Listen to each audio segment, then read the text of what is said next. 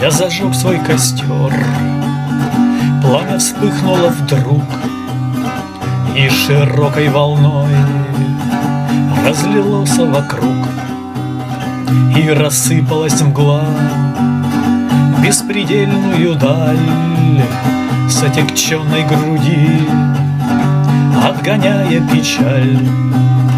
Безнадежная грусть в тихом треске углей у костра моего стала песней моей, и я весело так на костер свой смотрел, вспоминаючи грусть, тихо песню запел. И опять подо мглой мой костер догорел, в нем лишь пепел золой от углей уцелел. Снова грусть и тоска мою грудь облегли, и печалью слегка веет вновь издали.